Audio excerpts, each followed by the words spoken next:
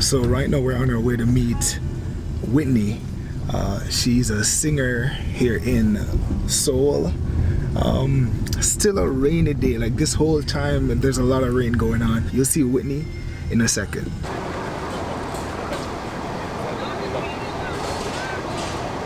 Hi, how are you? Welcome to the Melanated Files. In this series we highlight and share the stories of black people from across the globe. Remember to subscribe to this channel for weekly videos and also follow us on social media for regular updates. Let's get into the interview.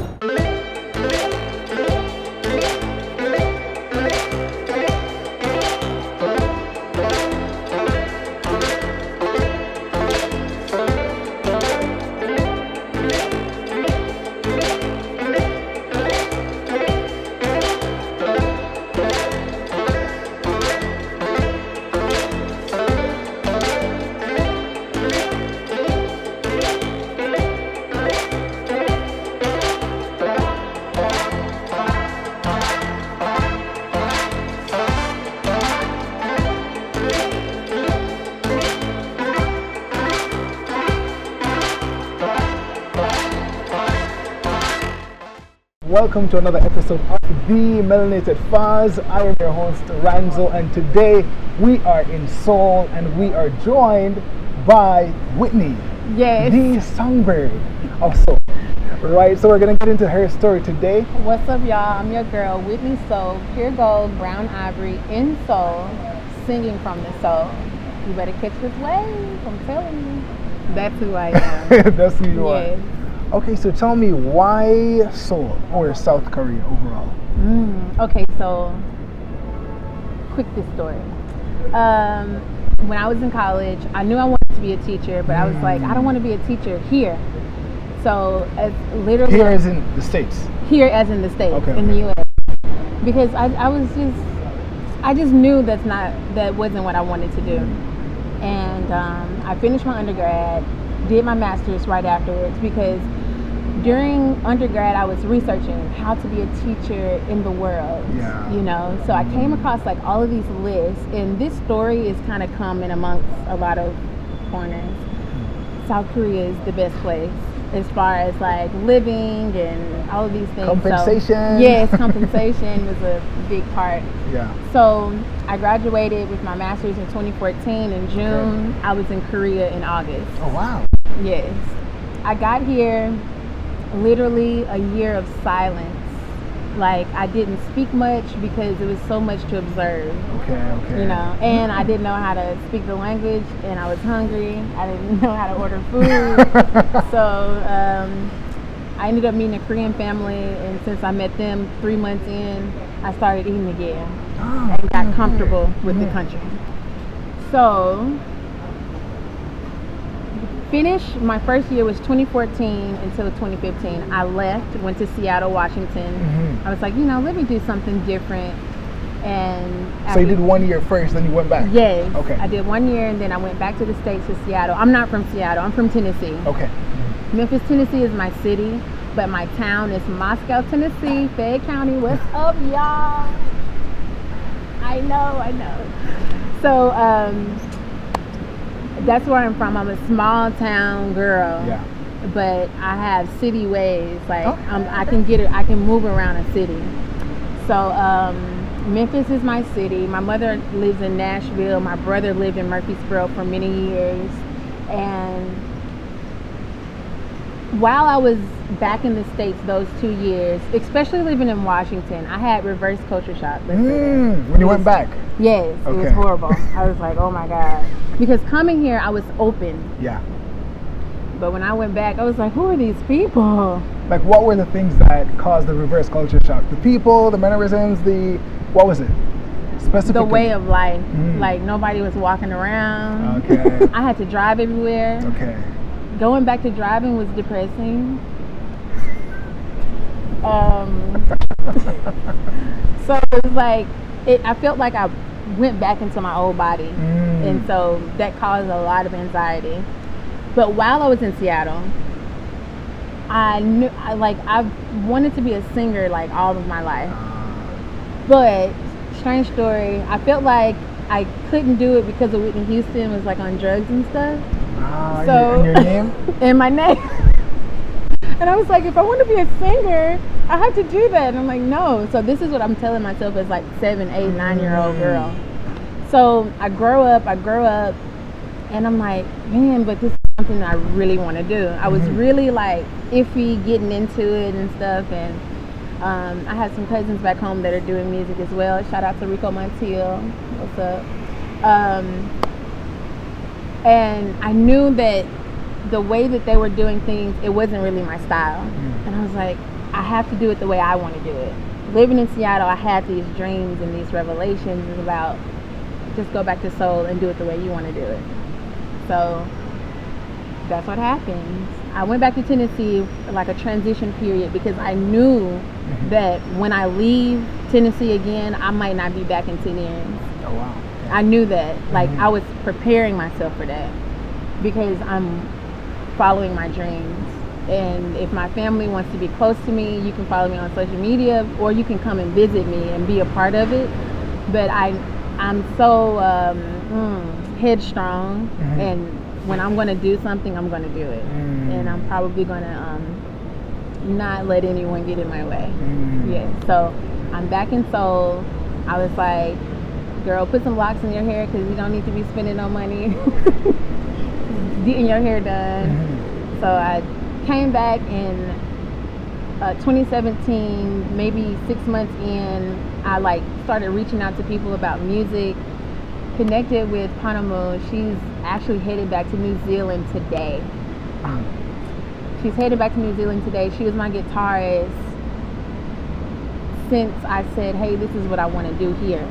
And she has been my guitarist ever since until like last month. And I'm so appreciative of her and her seeing something in me to help me. And so I'm getting a little choked up talking about that. Let me take a break. But why Seoul? Were there opportunities here that weren't available in the States? Why did you feel like you needed to come here to do it your way? So I'm a woman of profit. And so you want to profit as in like monetary, like yes, money. Okay. like business. I know music is a business. Okay. And yes, you should do it. I don't do it only for money. Don't get me wrong, because I have to pay for a lot of things that I will not be I'll get a return back in the long run, but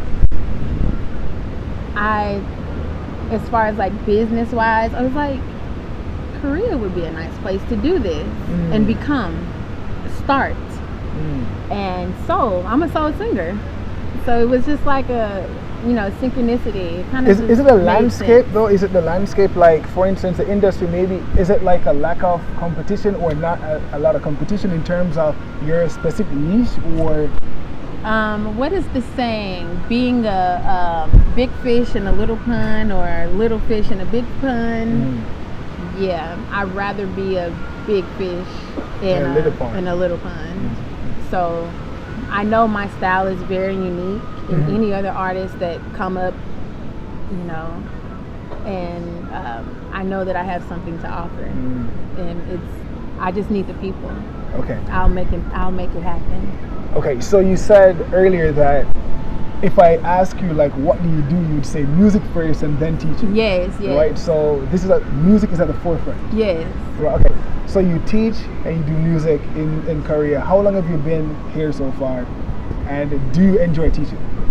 I came back in 2017. Okay. I started teaching children. Now I'm teaching adults. I wanted to expand on the ESL teaching market to see like, hey, what does the adult English language learner need? So I'm learning that. I'm almost finished with that.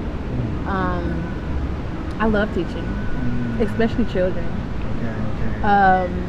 I was telling my mother, I was like, when the day comes, because teaching is my investor. What do you mean? I invest in my music through teaching. Okay. So teaching, you make the money and then you invest that money. Okay. So I was telling my mother, like, the day that my music career takes over, I'm going to have a little grieving process because I love teaching, like especially children. Like I'm going to miss it. I'm going to miss not seeing them. I'm going to miss them coming in as little babies and Christmas break, them growing 2 inches taller, and then when they come back they're even taller, and then at the end of the year they're just a whole new person. I love to see that transformation. Like it is, I don't know, I guess some other elementary, middle school or teachers could attest to that. That it's a beautiful process, and I can't believe I did it as a kid, you know. So I love teaching. I really do. I'm actually a special ed teacher back in the States. Ah, okay. So. It's funny because I just happened to watch a video just now before I came, and they were talking about mental health in South Korea and how a child that's in the class that might have some problems is overlooked, and they don't diagnose them, and they kind of like just like, okay, they're fine, but someone that's trained from somewhere else might be like, I think these are symptoms of this thing. How do you find that? Have you encountered anything like that here? I have, actually. My last school, the result of that was the director actually asking the mother to find another school. And I was trying my best to work with the director because it was so new to her and it's like my field. I was like, but these are the strategies we have to implement. And yes, it's going to take time, but he needs it. He needs it. Like, and that's something that I'm really passionate about. So I don't want to get into that too deeply. But you think it's a problem here? Oh yes, and it's actually on the rise. And the Korean education system has to catch up. They have to catch up. Me and my business brain thinking having an English speaking type special education service would definitely be needed in the future. So if not, I know a lot of Korean people, I don't know exactly if they're training their teachers on special ed strategies and how to have them and how to include them, but that needs to happen, especially students that can actually be in the classroom. That's their least restrictive area. I have seen deaf people here, which makes me really excited, out and about signing with their family. I've seen Down syndrome people here out with their family, and I've seen a few adults by themselves going about their day, which excites me. I've seen people with cerebral palsy, you know, with their families in a safe place, but in a safe space. But I think that just the way that I've observed it, Korea isn't as open about it yet, and they're gonna have to be. They got a few years. Because the epidemic of autism and things of that nature is on the rise all across the board, across the globe. Do you think social media has something to do with that? For some reason in my mind, I feel like, clearly y'all know I'm not a professional in this, but just in my humble opinion, I think social media plays a part because I feel like people are bombarded with so much and the things that you wouldn't, like if you're on Instagram and people that compare themselves and they might feel like, oh my God, like this is going on here, and they might feel more inadequate and all these things, and then all this mental, this inner battle and all this toxic comparison and all the things that you wouldn't have experienced like 2 decades ago. It's here now. So I think that's maybe expediting that process. I don't know because I'm not a professional, but I feel like there's at least a little sprinkling due to social media. I don't know. What do you think? I don't know. I'm just... Social media is powerful. I just watched an interview with Tyra Banks, like making that statement, how powerful social media is, how it can destroy a huge brand that's been around for years. It is powerful. So if it can destroy a huge brand, just imagine what it can do to the simple everyday person. I actually have to monitor myself when it comes to social media. I'm like, oh, they're doing this, and oh, I want to do... No. Check yourself before you wreck yourself. You know, I have to like get back in line and say, remember, Whitney, what's for you is for you, and it's always going to be there. So I can't worry about anything outside of me because I know what's inside of me. So at least anxiety, I think it brings up that. Yes. Right? There's know just that so all much, too well. but I don't know, like, because the younger generation, right, I don't know, I feel like in the technology. they're in it so deep. They were born in it. They didn't come up with DSL. Dial up. They didn't. Right? They don't know anything Cell about phones that. without cameras. Okay. They don't know anything about rotary phones. They don't know anything about that. Oh man. Well, you know what? Yeah. So Korea has to get on that, right? It's something that has to be done, because if you think about it, maybe a few years from now, this society is going to suffer because of the neglect. Right? I guess maybe if it, as you said, it's on the rise. Yeah. Right? So maybe, I don't know, 3 decades from now, if it's left unchecked, maybe who knows what's gonna happen.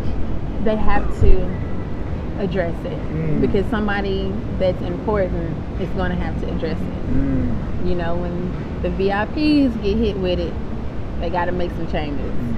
You know, and really embrace it. Actually, it's more of an acceptance and an embrace, and know that it's nothing wrong with your child. It's nothing wrong. It's just that you have to raise them differently. You have to teach them differently. Yeah. And it's teaching you something about yourself as being that parent. It's a part of your evolution as being that parent. So that's just me. And just me wanting to teach those children who are under this special education umbrella. I don't know. I'm still discovering that within myself and what that is. But I love it. I absolutely love it. Okay. So how do you balance teaching and music? These days, it's balancing teaching and music. It's not hard. It's just that I feel like if I worked a little less, I would have more opportunities. Okay. You know? So after this year, I'm definitely making some changes and giving myself space to expand some more and really focus more on what I'm doing and how I want to create my music brand and move forward with it, and be really intentional about it instead of just, here's this, because intention is everything, I believe, in anything that you do. So work is not hard. I enjoy work. My students are really cool. I learn a lot about Korean history. I learn about Korean culture through my adult students now. My children, they're silly. I learn about their perception of me being Coco teacher. When I teach children, my name is Coco teacher. What's that like? Tell me about, I was going to come to this eventually, but what has your Black experience been like being a Black teacher here? Did you teach in the States before you came here? Yes. Okay, so can you compare those experiences in the States and here, specifically based on your Blackness? What's that like? And then your overall Black experience in Korea. Okay, so being Black in America, when I taught in Seattle, I taught in a predominantly white community. So being a Black teacher and having an Ethiopian boy in my class, a Nigerian boy in my class, and an American Black boy in my class. It was different, but it was needed because I'm brown. Okay. So wait, so there were only 3 Black students in your classroom? Yes, so I was in special education, so I only had like 8. Okay. Yeah, 6 or 8, and I had assistants. So I had 2 children of African descent and then an American Black boy. 2 American Black boys actually, and 2 African Black boys.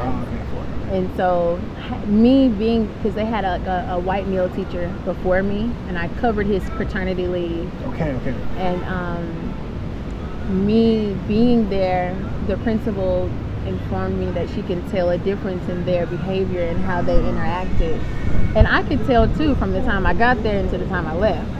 Like, that was interesting. But how so though? Just briefly. Because they need you. They need you. In America, in certain parts of America, most parts of America, teaching is a female-dominated field and also a Caucasian female-dominated field. In certain neighborhoods, you'll have your black teachers. But when you get outside of those neighborhoods, and either your child has to be special placed there because of their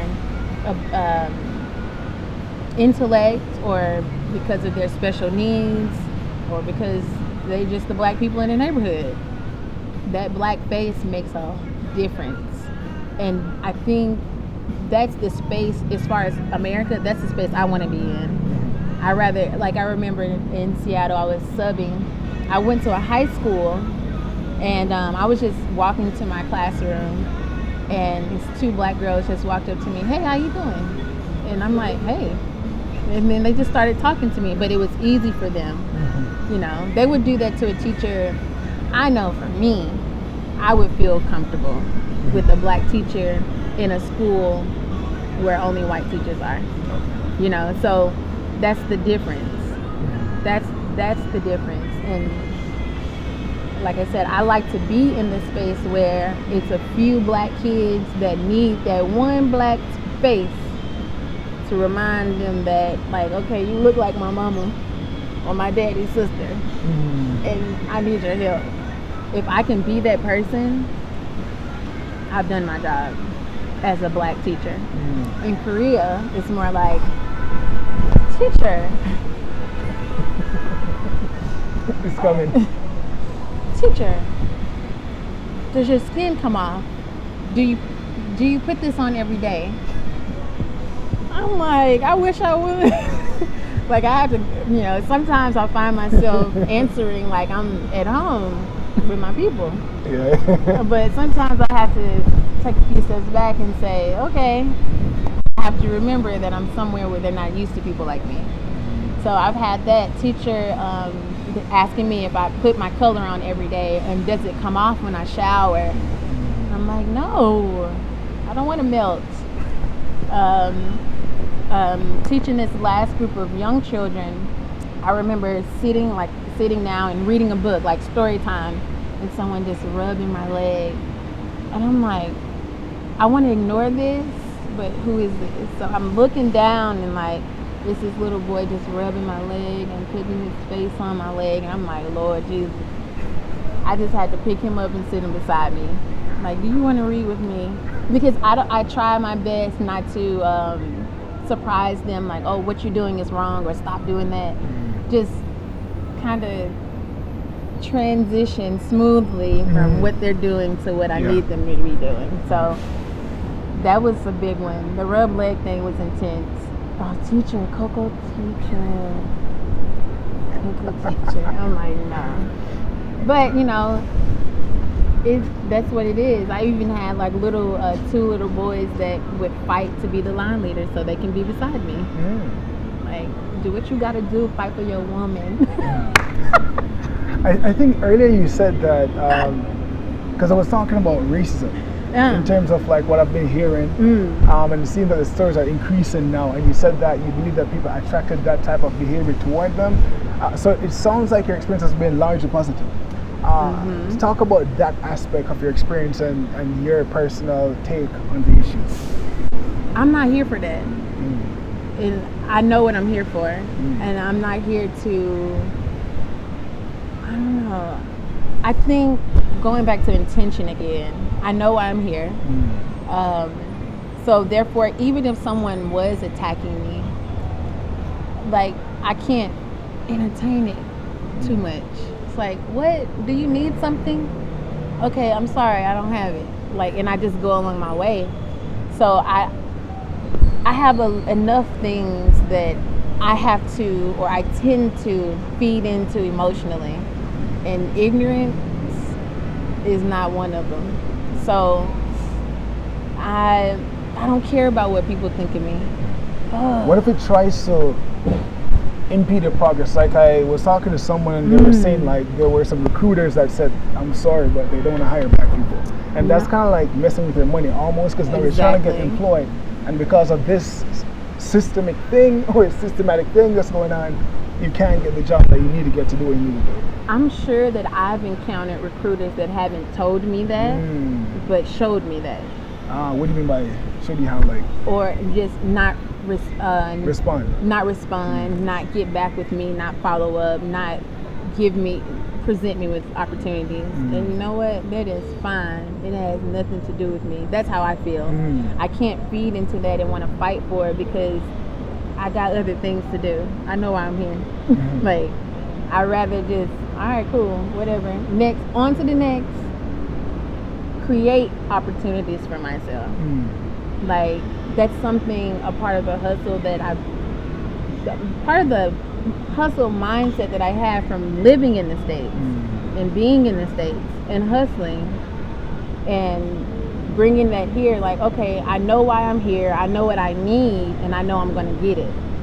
So I just got to chill. You know, I might get a little upset here and there, but I can't stay there. Like, I have to keep going, you know. So that's just how it is. I feel like we attract everything to us, whether it's a bad situation, a good situation, and I try not to think of things as good or bad, but an opportunity to adjust yourself. You know what I mean? More like negative, positive, and hey, what am I going to do to not encounter this, or what am I going to do to not feed this emotionally, because it really doesn't concern me. And it's an everyday thing, learning that what other people do and think of me has nothing to do with me. And I take things really personally, and I have to check myself every day, because I'm that type of sensitive person. Like, and I don't want to think that people are out to get me, because just with me learning who I am. So I can't really feed that because I know why I'm here. And if I feed that my energy, it's going to keep me further away from where I'm going. So that's just kind of how I feel about it. Just keeping in mind, like, why are you here? Figuring out why you're here. You know, work towards something that excites you, that puts you in a high vibration, so that you can attract what you want in that high vibration, in the vortex. But if you outside of your vortex, out of alignment, you're going to attract everything outside of that. So it's about being grounded in who you are and knowing who you are and where you're going. So that's something that I learned, and I have to preach and teach to myself every night, and sometimes every morning, sometimes 3 times a day. But I know where I'm going, and nobody can take that from me. Nobody. So this is the reason I wanted to come here, is because it kind of matches with like who I am. Yeah, okay. So, and it's a really cool attraction. A lot of tourists come here and take photos and things. So tell me, what do you like about Seoul? What I like about Seoul, I like the lifestyle that I live here. I like the fact that I can reinvent myself. I can be the hustler that I was back at home and create that hustler here in another country, and also find out that, wow, I can actually do it. So that's one thing I like about it. I love my apartment. I love the fact that I have like my own place and my job, and I'm working towards my dreams and meeting people. That's the most important thing that I like about here. So is Seoul the only place you've lived so far in South Korea? Yes. Well, no, I've lived in Incheon. I lived in Incheon, and then I lived in a suburb outside of Seoul called Seongnam. It's close to Pyeonggi, which is the Silicon Valley of Korea. And then now I'm in Seoul, but I'm from here where we are. I'm like 30 minutes on a train from here. So it's Gasan, not far from Shindorim. So yeah, but I really enjoyed living in Incheon. It's a smaller city. Yeah, and I visited quite a few places around Seoul as well. Okay, so you told me that this spot, it has like a soft spot in your heart? Yes. something like that? Because it's the I soul you, I love soul area to me. And a lot of tourists come to this place and get their nice photos, but for me, and my intro of who I am, I'm your girl, Whitney Sol, in Soul, singer from the soul. Hashtag soul, soul, soul. I think you said you slept on the ground. Yes. So I work a split shift. So I come in like early in the morning, and I'm off from like 1 p.m. until 6 p.m. Like 1 in the afternoon until 6, and then I go back to work from 6:30 to 9. But days that I don't want to go home, I just want to be outside. I want to be in the heat now this summer. So I get my yoga mat, I'll come out, I'll sit out, play some music, I'll eat my lunch, and take a nap in the grass because it's cool. You know, I like it. This is the old City Hall building, and it was built during the time when Japan conquered Korea. And the glass building behind it is the new City Hall. Nice. And it's built by, you know, Korean people. So I think that's really cool. And it's like a place of history here. And it's also a palace over there. And they have a lot of presentations. Like right now, they're about to have a ceremony presentation type thing. And this happens like every day. Yeah? Not in the winter, but since the summer has started, they do this like every day. Yeah. What got you interested in music? My dad is a musician. He plays the saxophone, and it's just something that I've done all my life. So I figured I have a lot of skills, but how could I like go into a different career with the skills that I have? So I've always been a singer, like up in church and things of that nature. So I was like, I should just start singing again. But my biggest thing was me doing it the way that I want to do it, and like creating music the way that I want to create music, and the lyrics and my body image and the style of everything. I think that's a part of it that kind of held me back from doing it.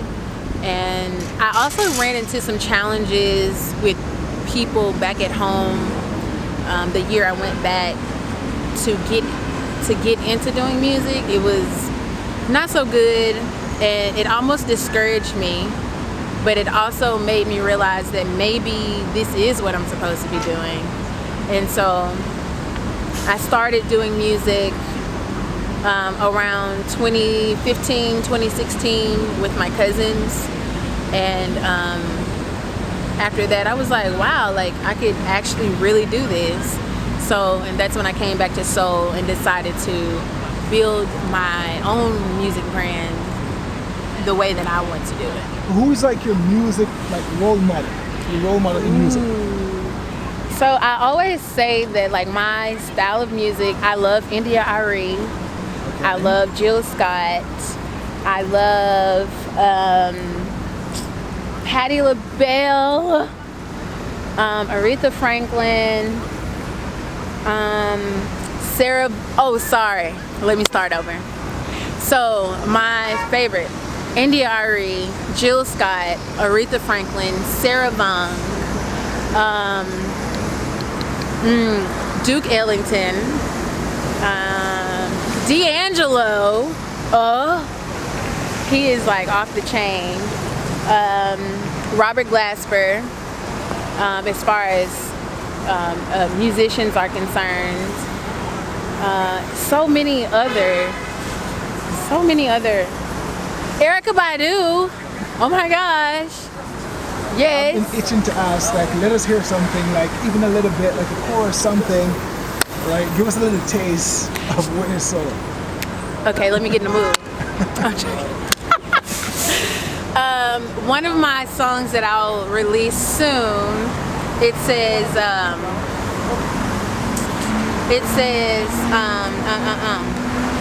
respect the process, you can get on through. Burn the sage, smudge the room. Keep your energy high and vibes. Respect the thing that's between my thighs. Feminine energy is strong, you see. I can help you, you can help me. Put your hands up and count to 3. Balance, freedom, sexuality.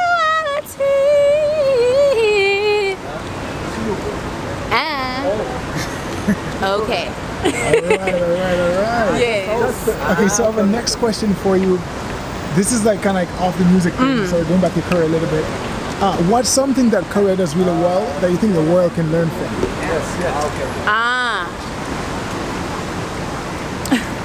They're very clean. They recycle like everything. Like if I don't sort my garbage and like put it in the right place, like I will get fined at my apartment complex. And like the children, like they're just very clean people. And yeah, that's what I think. Recycling and being clean. What do you think is a general misconception here? Something that most people are wrong about. The only thing I can think of is like when like some of my family, you know, call, they'll be like, Whitney, are you the tallest person in the room? No, I'm not. Like Korean people are short, tall, fat, all different shapes and sizes, because if you go down to like Yeosu and Busan, they're a little bit darker because of the sun. They're just as diverse in size and looks as we are in America. You guys, get out and see the world. Just get out and see the world. Time ain't waiting on nobody, okay? So something that you want to do, you need to do it, and the time is now. The past is now, the future is now, okay? So get out, see the world, experience, put yourself in these places that's gonna cause you to expand and grow as a person, because living abroad in Korea, and I know in Japan, Asian countries, you have to make something out of nothing, all right? So what do you think is the general attitude towards black people in Korea? I think that Korean people are easily influenced to have a mindset or think about people of color in one way, but once they get to know you or learn something different, they change easily. Okay. You know, I've heard that before. Yeah. So, and that's been my experience.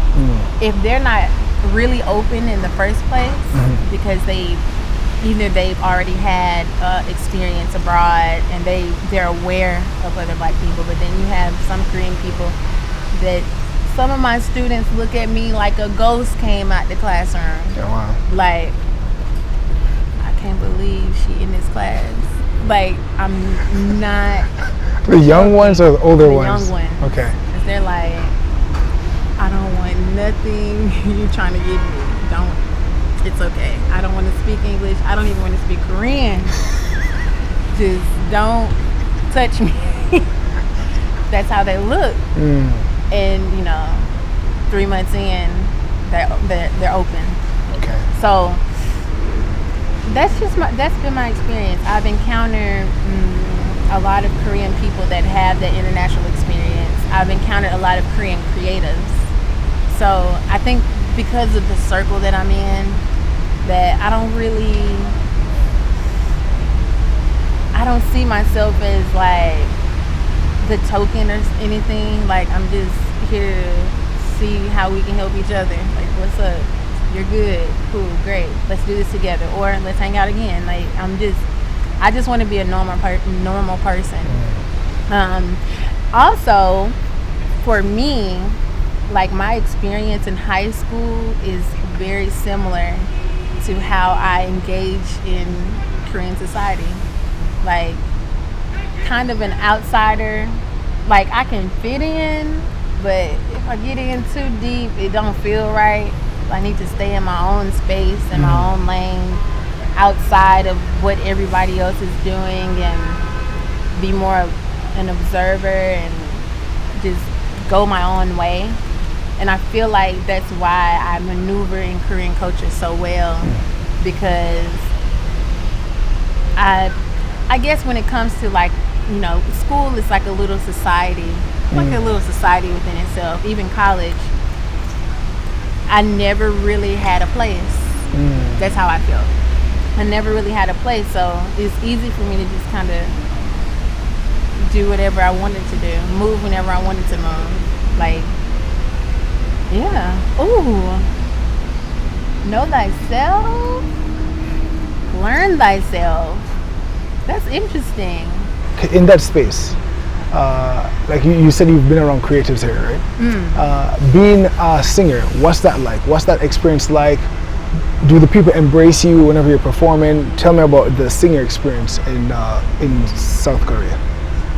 Just give me the audience and I'll do my job. So I know that I'm great at what I do. I just need the people to share my gift with. I have been embraced fully in the community. Like, oh, you've heard of this girl? Yeah, okay, yes. Let me buzz in your ear. I think right now what I'm doing, my goal this year, 2019, what is this, 2019? 2075. Look, it's all the same. Really, it's all the same. So my goal this year was to do one show per month. Because I envision it as like, one day I'm going to be doing 2 shows a day, maybe or a week or something. Or if you think of the weekend, if you think of Saturdays, I'm going to be doing maybe 2 shows a Saturday or 1 show every week. Or singing all weekend. So I've created this goal. I'm putting myself in a position to perform every weekend, in a sense, and using that space to envision the bigger picture. My vision with my music career is to create my own lane. And when Whitney says that something's gonna happen, people are like, we need to buy this ticket. It's about to go down. Like that's how I envision it. Like it's either you're in or you're out, and I want to create an exclusive environment for my guests. What would you say is your favorite place in Korea? Like somewhere that you think is a must visit? Ooh, so over on the East Coast, it's this place called Sokcho, Sokcho. I might be saying it wrong. Sokcho. And Soraksan Mountain is there. The mountain is beautiful, and on that coast you can keep driving up, and the beaches on the East Coast, beautiful. Like the water is green, blue, beautiful, and the sand is not quite sand. It's like little bitty rocks. So don't go barefoot. But it's the most beautiful place I've seen in Korea so far. Any advice for black women looking to come to South Korea or black people overall, as it relates to, to ease into society, not to feel as terrified as some people have expressed to me that they feel about, coming inside here with the stories of racism? Well, know why you want to come. And like have something to do when you get here, because like you're gonna be bored out of your mind. You're gonna be scared to leave your apartment, but you need to have something to do. Like oh, I want to come to travel around Korea. Okay, cool. Or I want to come here and be a drummer. Okay, cool. Like have something to do, because you don't want to come without a vision, I would say. If you want to come curious, that's great. My first year, I just knew that I didn't want to teach in the States. And I was open. I was very open to but I was observing my business self. What do they need? What can I provide for them? So, and then I left and came back. So have, and then do your research. Learn a little Korean. Learning the alphabet sounds is not that hard. I didn't learn before I came. I definitely didn't. I'm not even gonna say that. But since I've been here, I learned on the streets. So how is your Korean now? Oh, I don't speak it fluently at all, but I'm noticing how quickly, because I'm a little more intentional about learning, I quickly pick up on things quicker. Like, oh, I know what that is now. Oh, and I make the connections better.